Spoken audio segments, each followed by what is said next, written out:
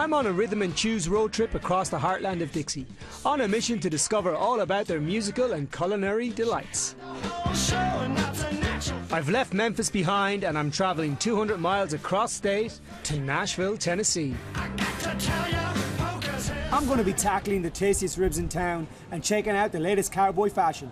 But first, I'm off to have a nose around the Country Music Hall of Fame.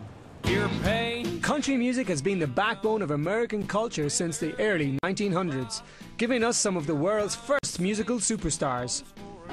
Well, this is a cowboy's car if ever I've seen one. You're definitely getting noticed driving around town in this bad boy. Growing up, for me, Garth Brooks was massive. Westlife recorded one of his songs, one of the biggest selling country music artists of all time. Oh, and this is the Taylor Swift guitar that's made out of koa wood. Now, my little boy's name is Koa. For me, it's really cool to see a koa wood guitar in the flesh. So here we have Don McCoury. Now, I've never heard his music before, but tonight I'm going to hear him singing at the Grand Ole Opry. So I'm looking forward to that. RCA Records looks after some of the biggest names in today's pop music, from Usher to Britney. And I'm here at RCA Studio B to find out about some of the first artists that were signed and to talk about how the Nashville sound was created. And it's also the label who first signed Westlife.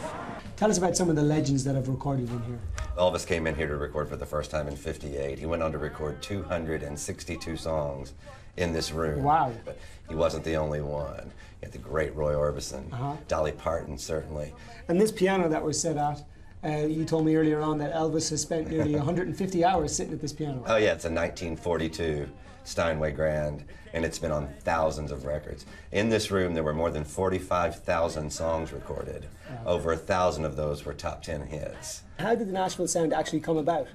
Well, it happened really sort of as a response to the success of rockabilly and early rock and roll. The record-buying public began to buy those records, and as a result, country record sales sank. And so the Nashville sound was created, and basically what that was is they kind of kept the traditional country melodies the same. Yeah. But they took off all the steel guitars and banjos and fiddles, and they replaced them with big orchestral arrangements. The record sold bigger than any country records had ever sold before, in the millions for the first time. This little hub of America is responsible for some of the biggest sounds in the world when it comes to music. It's amazing, isn't it, when you think about traditional country music, bluegrass music, jazz, rock and roll, the blues, gospel. All of it came from this little region of America.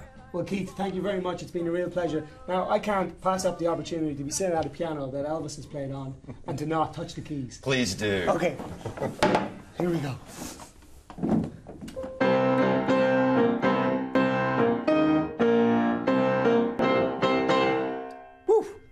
Nashville is America's country music capital, but the food scene is getting in on the act too, from soul food to barbecue joints. And I've heard that this place serves the best rack of ribs in town. Hello, Brett. Hi, Keith. Nice to meet you. How are you doing? I hope I'm not disturbing your lunch. You are not. Nashville has always been very well known for the music, but lately food is certainly making its own noise here too. Well, the music brought the food. And food and music go together very well. I mean, from the beginning of time, people get together, they eat, people get together and play music. So it just fits. Why is barbecue food so big in this part of the U.S.? Well, it's awesome. It's a great food. It actually started with, back in the day, it's these tougher cuts of meat were given to the slaves. And so basically, they used that meat and they would put it on their fire all day long. Okay. They'd go work in the fields and come back and eat barbecue. Well, obviously, they got very good at it. What have you got here in front of you? Right here we got fried pickles, which is a staple of the South. It's just a battered pickle. We fry them in some oil and serve them with the jalapeno ranch. This is brisket. This is actually kind of a Texas-style barbecue. It's brisket sliced thin with a little bit of our homemade sauce on top. It looks great. So what's this we have here, Brett? This is a moonshine margarita. What is moonshine? Moonshine is unaged whiskey. Oh, cheers, brother. Thank you. That's a cheers. That's a southern margarita right there. Okay. Wow. Welcome to the South. Kick to it. So, dude, I've heard about your ribs. I'm not leaving here until I try them. Apparently, they're the best ribs in town. So I need some of them right here, right now. Well, I got a rack coming for you right now. Great stuff. Thank you very much, sir. That is one big rack of ribs. Split them down the middle, I say. Yeah, take a bite. Tell me what you think. That's amazing. Well, I have to say this is probably the best food that we've had on the trip so far. I would highly recommend coming here for a rack of ribs. Cheers, my man. Moonshine, baby. Yeah. With a full belly of ribs and moonshine, I'm starting to feel like a local.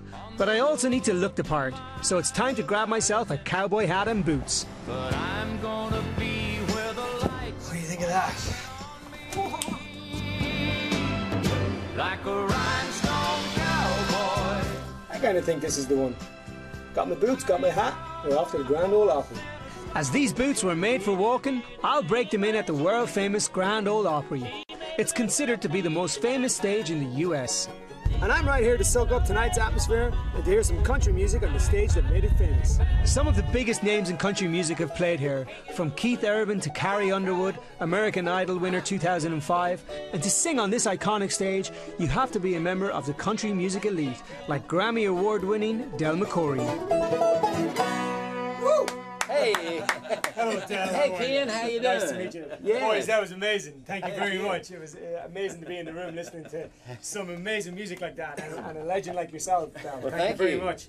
Appreciate that. Del, if you can tell me, what does it mean to play here at the Grand Ole Opry? You know, it's probably the greatest show on earth in my mind, you know. I'm sure a lot of folks like to play other places, you know, but it is. It's really an exciting place to play. You guys are technically a bluegrass band. Can you tell us the difference between bluegrass and country for the viewers at home?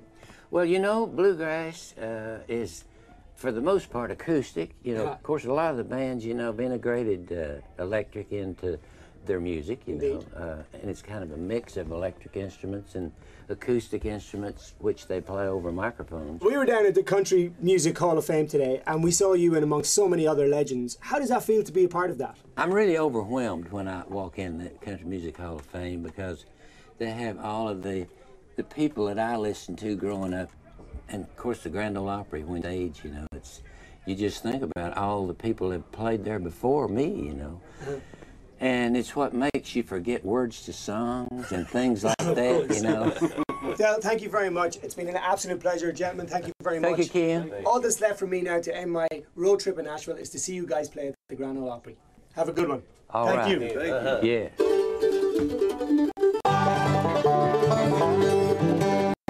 Time to grab myself a seat to watch the one and only Del McCoury.